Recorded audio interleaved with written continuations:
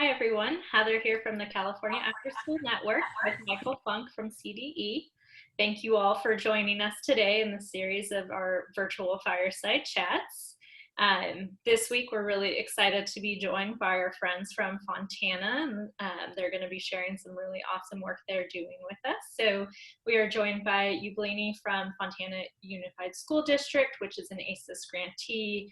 And then she's joined by Sergio and Cleo from the City of Fontana, which is the sub-grantee of the school district. And so hoping you all had a wonderful long Labor Day weekend, got to relax a little bit. And with that, we've kind of unofficially marked the start of fall. And most of our programs are back to school, whatever that may look like. And so, Michael, I'll go ahead and turn it over to you to get us started.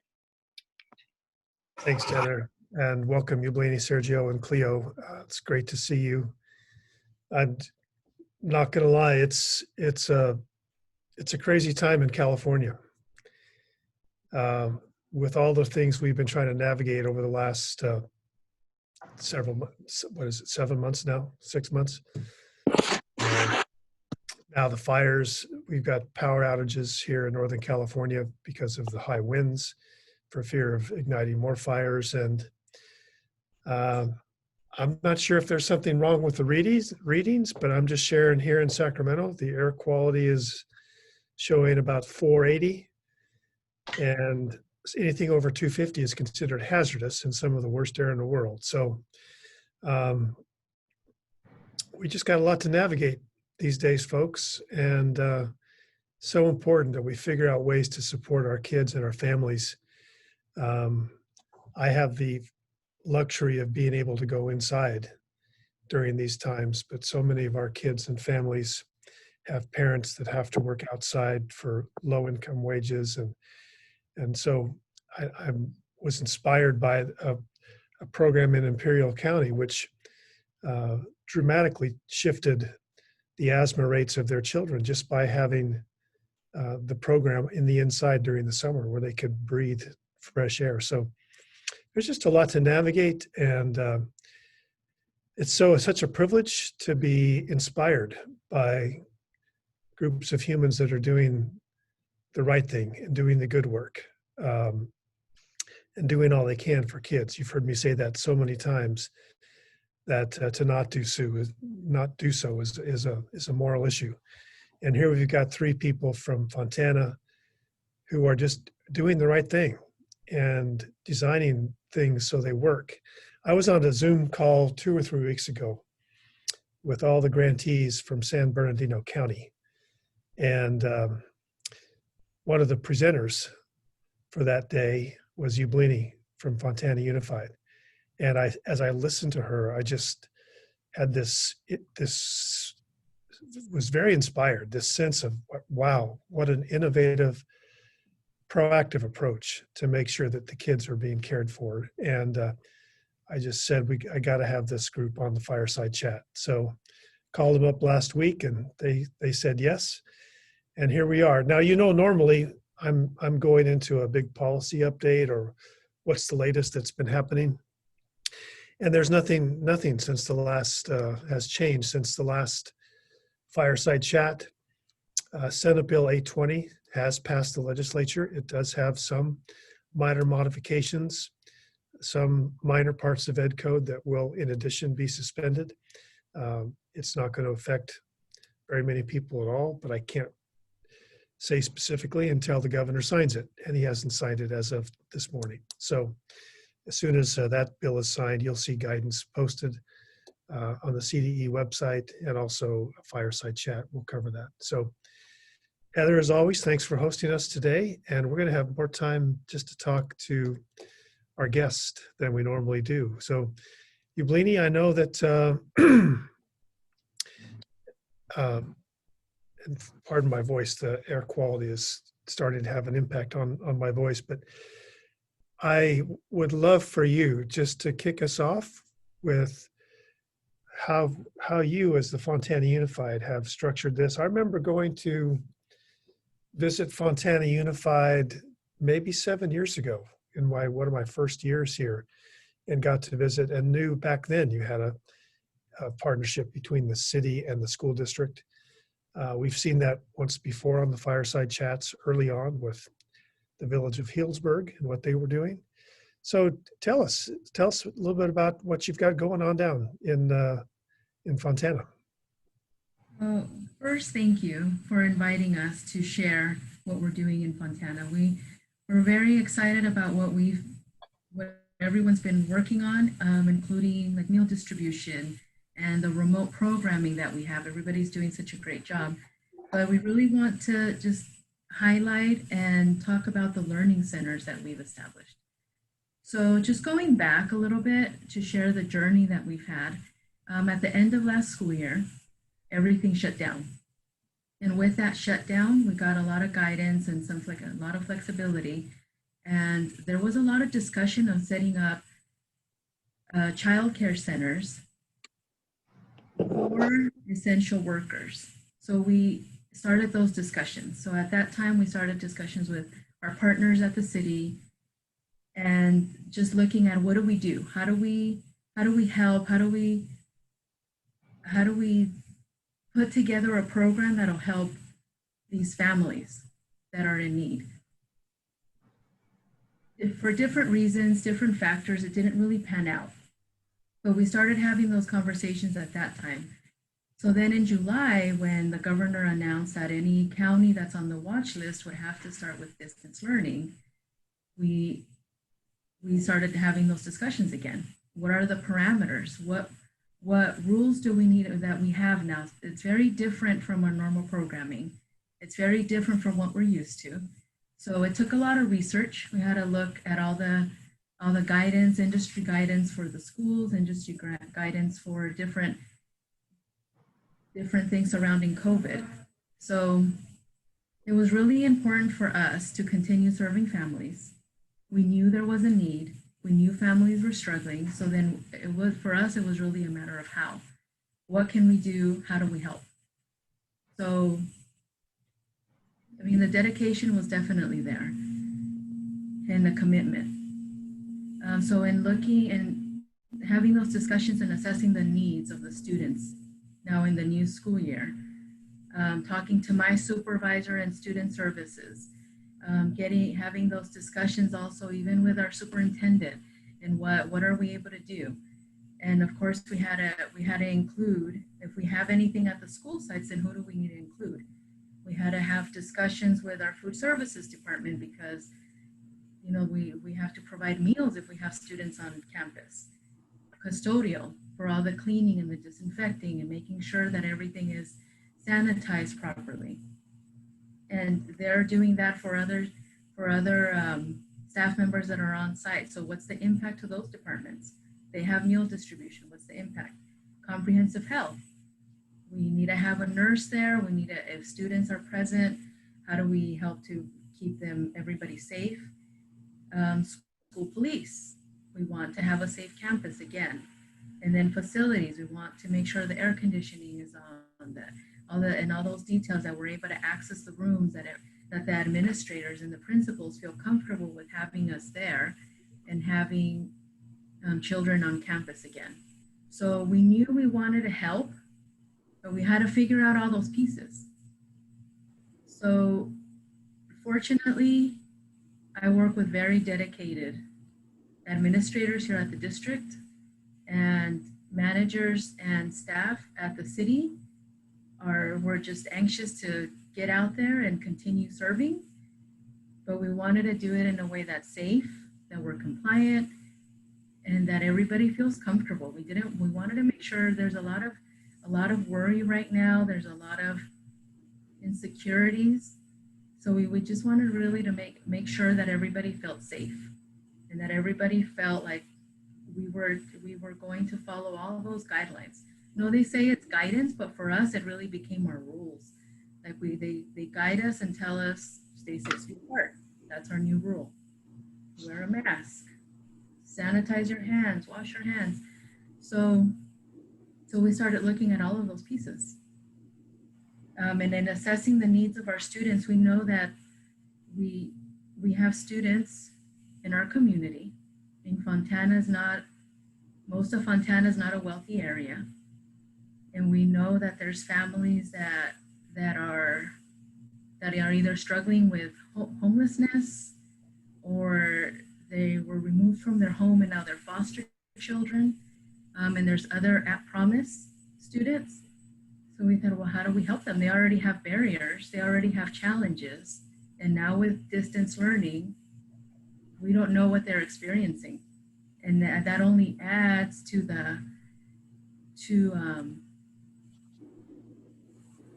just to their emotional, their emotional insecurities. What is it going to look like? Where are my friends? How do I connect with anybody? So we decided to have cohorts or learning centers. We had to start off small because we want to make sure that we have everything in place, and we want to monitor exactly what's occurring. So we only have it at 3 of the schools, and with the new guidance that came out last week, we're limiting it to 14 at each cohort. So again, we want safety as our priority. We want to mitigate risk as much as possible. But we want to help these families that we know already have barriers, that have unstable situations in home lives, that are already struggling, and just providing a space for them to come and get support, for them to come and see their leaders, a few friends, because the groups aren't very big, to have a little bit of that support, and just to help and serve. So we started identifying families and started reaching out to them and giving them the option to participate in this program. But then we really wanted to make sure that the staff that was there felt comfortable and was ready for something like this, because it is very different than anything we've ever had. So then, Sergio, I think you can speak a little more on those pieces. Yeah, thank you, Yubleni.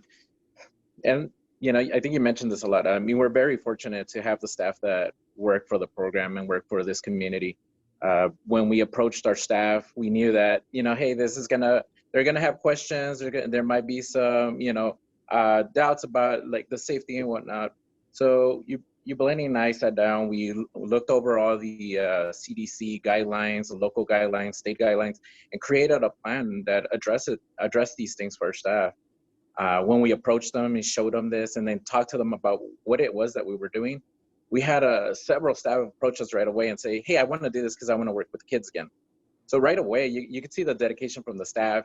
And even though we are providing the virtual programs and distance learning, a lot of staff were like, I want to work with the kids again. I want to see my kids. And to me, that was very inspiring, because a lot of them knew that these were not going to be their home schools students, yet they still referred to them as, oh, I want to see my kids. I want to see our kids, referring to the city's youth and children.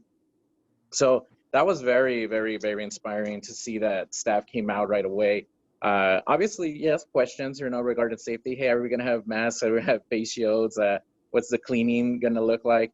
But again, we addressed all that in our plan and made sure that, we listen to our staff to assure them, hey, we're going to take this seriously, but at the same time, do our best to provide the quality service that our community is in need of.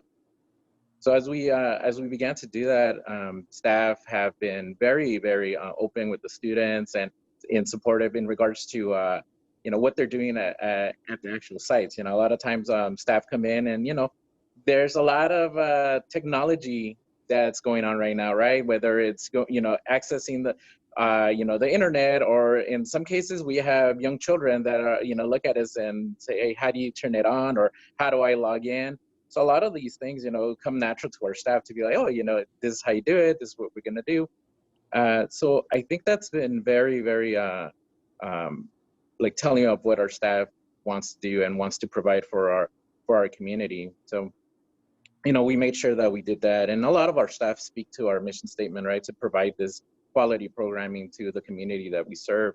So it's very motivating to do that. But of course, with the positive that we have, we also take the feedback that our staff provide us. We do have this guidance, and we do have our rules in place to make sure that we're safe. But even as we're going, we take, I have the staff, communicate with us, either with their coordinators or with myself directly, because I want to know what's going on. I was talking to Cleo earlier, and I was telling her, you're really helping us get an understanding of what program's going to look like in the near future, right? When we do have to follow these guidelines once students return. So, being open to that, and being transparent with our staff to be like, hey, this is why we're doing this. This is what we're able to do. And them to understand, what efforts we're putting in place to support them, as well as taking their feedback, I think has been a really good, has been a really good learning experience for us in our program, to make sure that we're including these nuances of what COVID looks like in a classroom, or not necessarily COVID, but the COVID setting, right? How do we manage those pieces? So again, very fortunate that our staff have taken this in stride and been open to come out into the community. So to me, it's it's reassuring, but at the same time, as their supervisor, I want to make sure they're safe. I want to make sure that they're taken care of. So that is what we do. We do have these discussions, and we have, if changes need to come, changes are added. I mean, recently, right, we had the update with the stages, and, that created a change for our guidelines. So I think, that's something on a program and, staff perspective, we need to be adaptable to these changes that are occurring, and ensure that, hey, even though, 2 weeks ago, 3 weeks ago, I mean, Yubleni and I had this plan since March, I believe, right, Yubleni? It doesn't look anything like it did then, right? It's changed and evolved based on what we've seen. So I think that's really important, in terms of, providing guidance and rules and policies to keep us safe. But then I think it's also important for us to have that mentality when we're thinking of creating programming in general, right? What is it that the community needs? What is it that the students are experiencing? And then also, what are our partners going through, right? What do the teachers need to be able to support the student? What are our conversations with the principals looking? And a lot of times, that does require, a change in mindset. It's not just like, hey, this is what the program does and period, but really be open, like, COVID, if you haven't been already, but COVID has really opened up a lot of people to think about being adaptable to the environment and to the situations that we're experiencing right now. So I think that's, we're able to do that because our staff are so willing to come out and be, hey, I want to do this for our students. I want to be there. I want to be able to provide an environment where the kids could talk to each other, and for us, on the administrative supervisory level, we need to make sure that we, keep that in mind, right? Because at the end of the day, as much as students are here to learn and grow, there still needs to be that enrichment. There still needs to be that socialization and that fun aspect to what it is that we're doing. But again, making sure that we follow guidance right now. But of course, Cleo, I'm sure you could, elaborate a lot more, because you've definitely shared experiences with me about what you've already seen at the school side. Cleo, before you jump in, I want to just call out something that I'm hearing. And that is, you haven't said it directly, but you've both, Yubleni and Sergio, you both have clearly stated that even back in March, there was never a question of if you were going to do all you could do. It was how. So, you said, yeah, we started planning in March, and now it looks totally different, and the adaptability and the flexibility. But what I've heard clearly is that there was always a knowledge that you were going to make a plan and support your children in Fontana. So Cleo,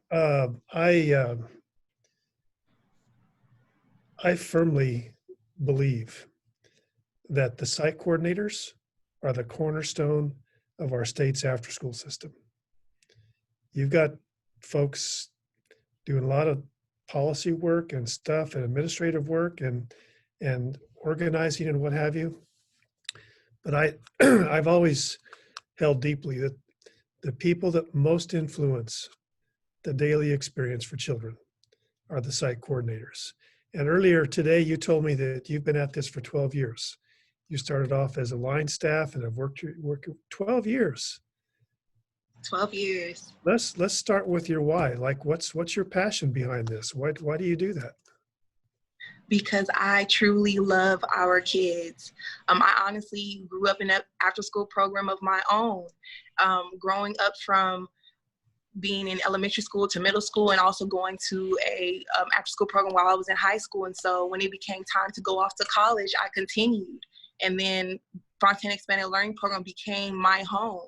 And so I miss and love our kids. I wanted the chance and opportunity to hear their voices, to see them, their faces, and know how they are doing, to actually be able to see how they're actually doing. Being in the Learning Center has provided me and my team the opportunity to do so. In the Learning Center, we are able to provide effective service that supports the social emotional learning for every student that we serve. Each morning, we have a health specialist that checks the temperatures of every student, and we're able to welcome these students to the program, as well as greet their parents and touch bases with them every single day. Through collaborations with the parents, teachers, and principals, we align to encourage students to flourish in their academics. Being able to provide assistance with their assignments or logins, or even just helping them with their reading and their writing, allows us to be able to provide support for them each and every day. So being in the after-school program, transitioning to the virtual program and the Learning Center, we found a way where we can align both of them together to create a better home for the students while they're in the program during the school day. You said something I want to have you elaborate on that I think is a really important point. You said that you and your staff are checking in with parents every single day. Yes. And I have been saying, and in fact, we published this in the Stronger Together guidance from the state for reopening schools, that one of the expanded learning strength is the relationship that staff have with families. So, Cleo, how are parents doing? What are some of your conversations like? What are you learning? What are you discovering? How are you supporting them? We're learning that some of the parents can definitely attest to being nervous, not knowing what to expect. And when they receive a phone call from us where we're checking in on them and asking them the real questions of, hey, how are you doing? How is your student doing? They feel appreciative of knowing that someone else cares besides their families, besides someone that they see on a daily basis. They know that the community is here for them. They even talk to us about shows that they're watching or things that they're doing when they leave their homes. They're open to share those things with us, and we are able to reach them on a personal level so that they know that the community is really here for them. That's awesome. And I think understanding what's happening in families and communities gives you such a depth and richness for how you interact with the child throughout the day. And so it's really this community of people supporting these little humans as they're navigating. So Cleo, what do you sense, how are you supporting the staff that work for you and as they navigate this, and any anxieties or concerns, and anything you can share with us about how specifically your staff are doing and how you're supporting them?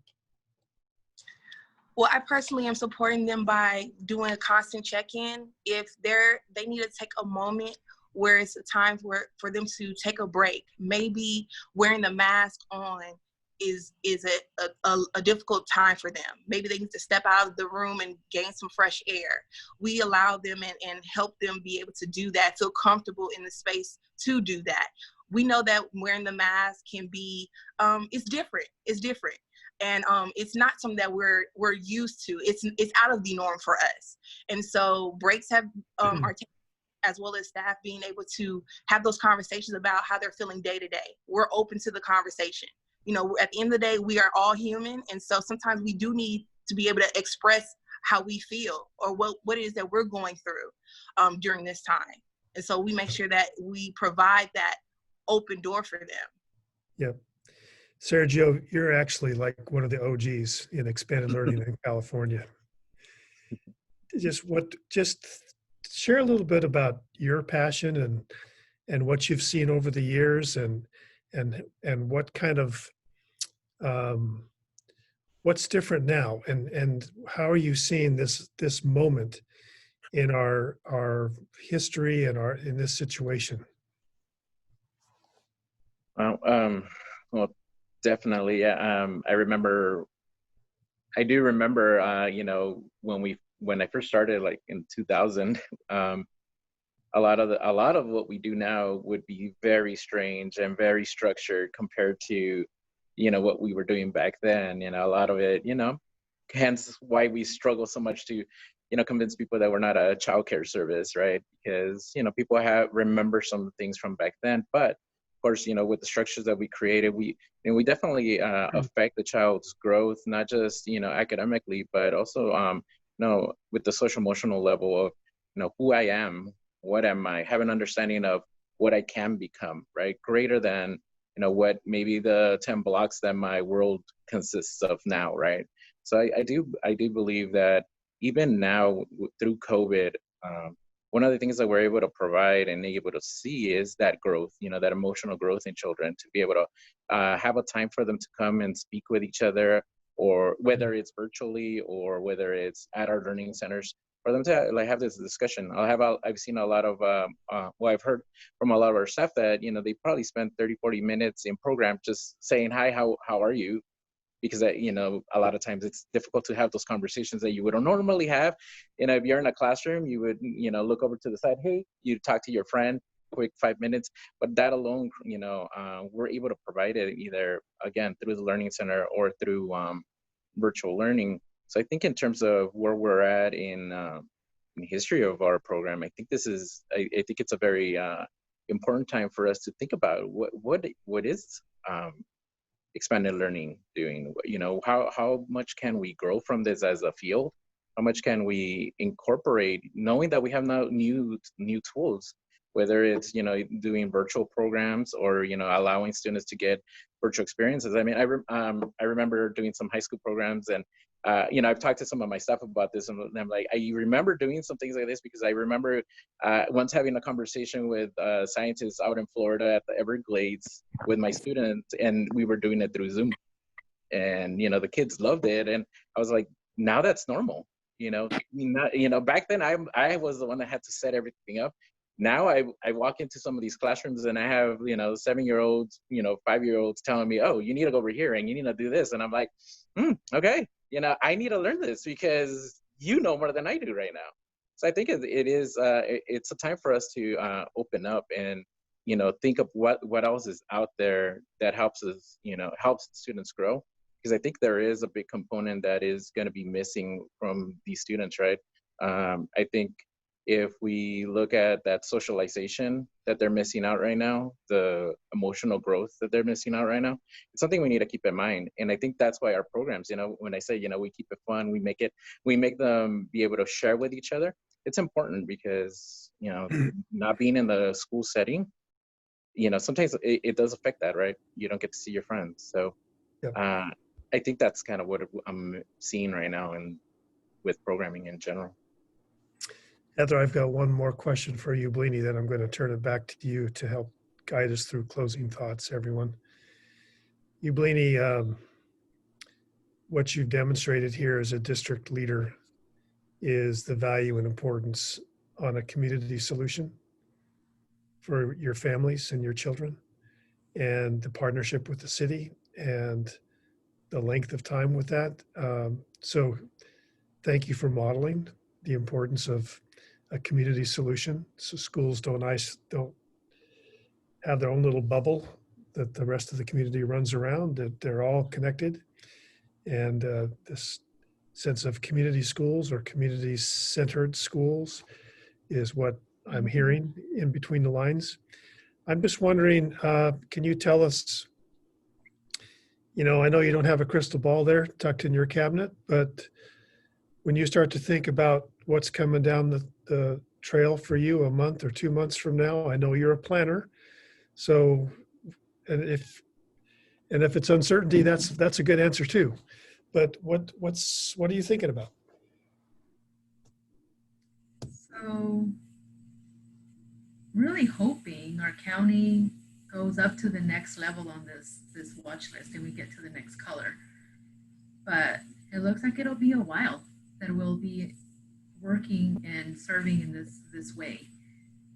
But even down the line, so one of our other concerns was that to make sure that whatever program we started in support was sustainable. So in thinking of that sustainability, we were pretty cautious in selecting schools that had designated rooms. And with those designated rooms, it means that when we go into a hybrid model where half the students are there, we're open to the possibility of continuing on the days that the students aren't there. It's not set in stone, obviously. We don't know when that'll be. We don't know how exactly it'll look like, but we want to make sure that it's sustainable and that we're still helping students, that we're still helping, especially this group. I've mentioned before that sometimes it's the families that the children that just become invisible. They come in with a smile to the classroom. They're dressed, they have breakfast at school, and we think everything is fine. But once we get to know them, we realize it's not like that at home. So we just want to help them. Yep. Yeah, well, thank you all for sharing. And one of the last things that we like to do is offer advice to other schools and programs and communities. And so you all just did a great job talking about what you have in place, a lot of the work that you've done to be able to serve kids and youth in person right now. And we know a lot of districts and schools are struggling with that decision to even whether they should serve any kids at all in person right now. And so reflecting on that, if you had some advice for schools and communities and programs, you know, who are struggling with that choice, what would your one piece of advice be? And Sergio, I'll start with you if you're ready to answer the question. Advice in regards to really, I think having safety in mind, creating a plan, something that you can start working out of. I think that's that's thinking back, like how did we get here?